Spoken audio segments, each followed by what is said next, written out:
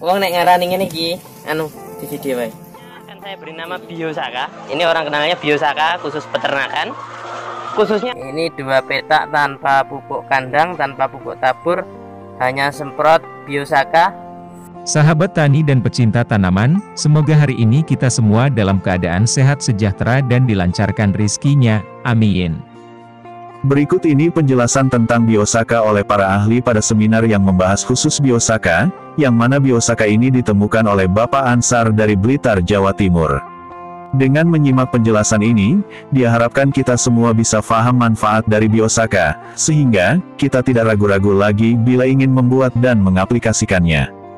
Harapan kita yaitu, dengan menggunakan Biosaka kita bisa menghemat pemakaian pupuk hingga 80%, dan tanaman tetap bisa produktif juga lebih kuat dari serangan hama dan penyakit. Yuk, langsung saja kita simak penjelasan para ahli. Dalam kesempatan ini pula kami mohon dukungan dari kawan-kawan, sudi kiranya untuk pencet tombol like dan subscribe. Terima kasih, semoga menjadi keberkahan. Tadi Pak Ugi sama Pak Dirjen bilang harus ditularkan Biosaka.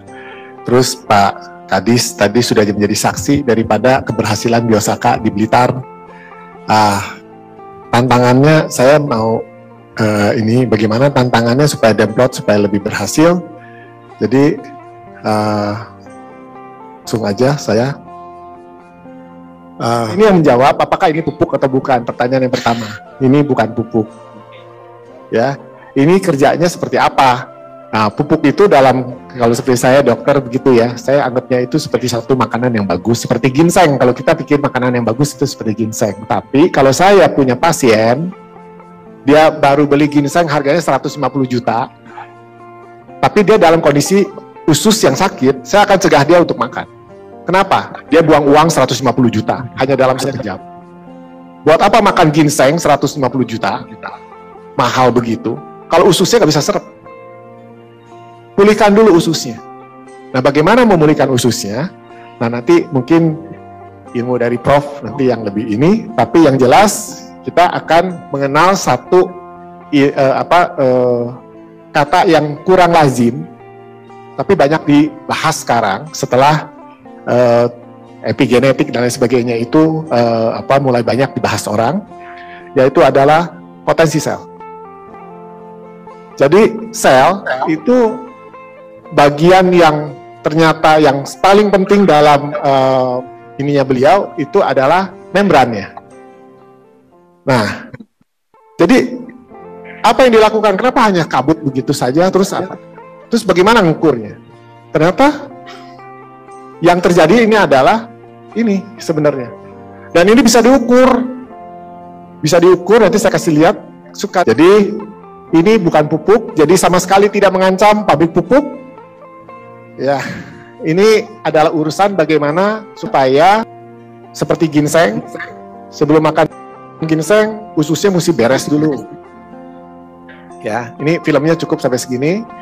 Nah, terus kita berkenalan dengan satu yang namanya signaling. Apa yang terdampak? Membran sel. Dalam membran sel kita, yang tadi bahasa yang tadi, tidak lagi koheren. Tidak koheren, sinyal yang datang dari alam harusnya ditangkap oleh membran sel yang kalau koheren, dia akan meneruskannya ke dalam sel, ditangkap oleh organel-organel dalam sel, dan akan memproduksi enzim, hormon, dan apapun yang dibutuhkan oleh tubuh sesuai dengan kadar yang dibutuhkan oleh tubuh. Proses signaling ini nggak perlu bahan banyak, tidak seperti pupuk. Tapi, kalau usus yang membrannya, sel-selnya itu mengalirkan informasinya itu acak-acakan, itu nggak bisa koheren lagi. Mau makan ginseng juga percuma, mau kasih pupuk yang bagaimanapun juga dia tidak akan tumbuh baik. Ini kerjanya di mana? Kenapa kok nggak ada? Kalau saya dengar dari Pak Kadis yang bilang, Pak, dikasih dikasih pupuk sama nggak dikasih pupuk, ya. Ini ternyata hasilnya juga bisa bagus. Kenapa? Nah, ini teorinya. Ya, saya coba pakai teori ini, nanti lebih diperjelas mungkin oleh Prof.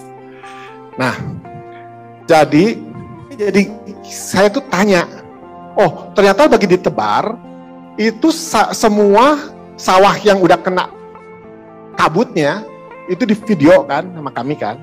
Nah di video itu langsung berubah, itu bisa diukur langsung. Antara sawah yang sebelah sini yang udah kena kabutnya, itu langsung dalam hitungan detik berubah. Jadi nggak usah tunggu lama-lama. Yang sebelah sini enggak.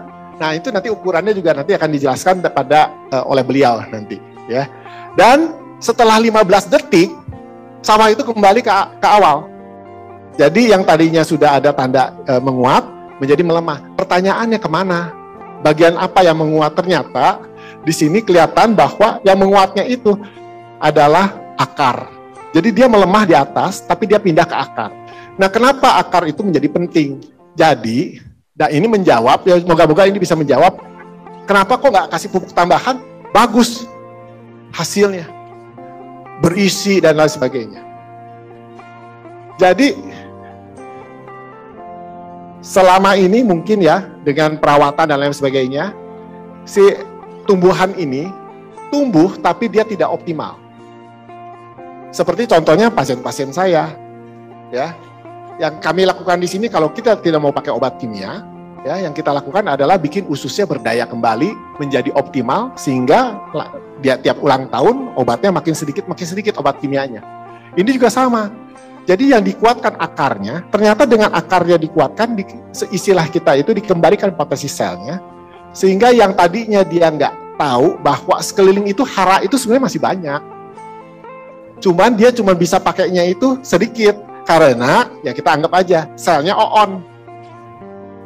Selnya oon, mohon maaf sekali. Tapi saya biasa menjelaskan begitu.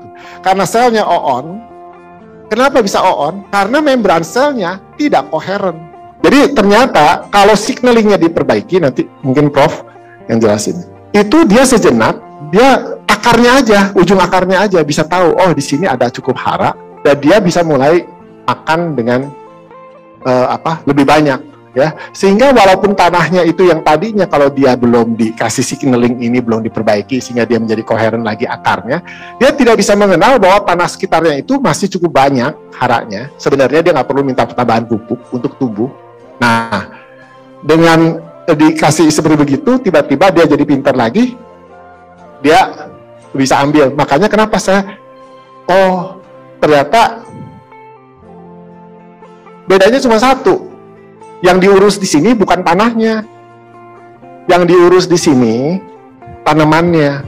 Dibikin apa? Dibikin sepinter. Kalau kita mah dibikin sepinter kita lagi zaman fitrah dulu. Fitrah kita itu kapan? Lagi kita kecil.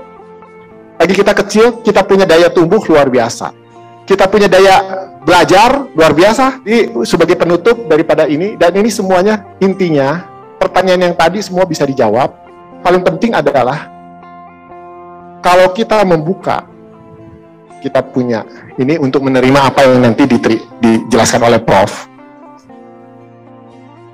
Ini bukan ponari. Ini sesuatu yang sangat-sangat ilmiah karena bisa dites secara objektif oleh siapapun. Harusnya research-nya mungkin diarahkan ke sini. Karena kalau ini bisa terjadi, luar biasa sekali. Tiba-tiba bisa dapat tambahan 10 juta hektar tanpa perlu menambah lahan. Kita lagi susah, nggak bisa beli pupuk kimia, bikin pinter tanamannya sehingga dia bisa mengenal. Oh, ini di sini masih ada banyak, saya nggak perlu minta lagi yang lain. Buktinya 1000 petani di Blitar. Terima kasih. Ini luasan 20 hara yang habis 25 kilo. Biasanya habis kintalan. Jagungnya super. Nanti kita lihat waktu panen. Waktu panen kita lihat bagaimana pengisian bobot. Kalau tingginya tanaman bisa 3 meter. Ada yang tanpa pupuk kimia ya? 2 peta. Yuk kita lihat yang tanpa pupuk kimia, tanpa tabur. 2 peta tanpa pupuk tabur, tanpa pupuk kandang, tanpa pupuk kimia. Tanpa pupuk kandang, tanpa pupuk kimia. hanya semprot saja sama, lebih kurang sama jagungnya. Tinggi tanaman juga lebih kurang sama. Jadi tidak ada perbedaan, hanya daun sedikit sebagian menguning ya. Ini 2 petak tanpa pupuk kandang, tanpa pupuk tabur, hanya semprot Biosaka 20 ml, larutan Urea Ponska 30 ml 10 hari sekali. Nah, jadi ini biayanya rendah sekali. Yang dilakukan Mas Ansar ini, kalau diteliti itu menghabiskan miliar rupiah. Tapi inilah atas petunjuk ya, yang Maha Kuasa dia mendapatkan. Apa sih landasan teorinya? Jadi kuncinya itu elisitor. Jadi elisitor itu apa?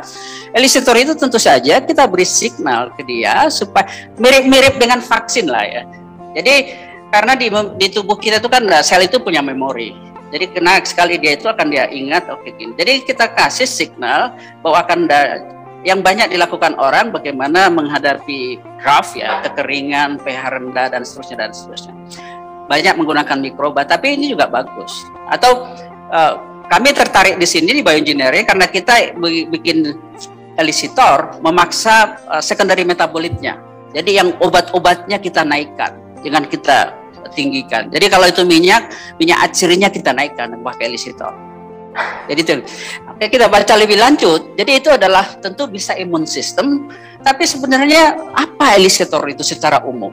Bagaimana supaya tanaman itu bertahan terhadap stres? Percis dengan bidang dokter. Banyak kanker itu karena orang stres. Jadi itu yang dilakukan. Jadi banyak itu untuk berikutnya. Jadi mekanismenya betul signaling, sinyal. Jadi dengan ada satu zat kimia yang dikasih ke daunnya, makin kecil makin bagus. Ya, mengapa tadi ukurannya kecil? Karena dia makin cepat masuk ke selnya. Karena ke daunnya dengan cepat dia memberi informasi.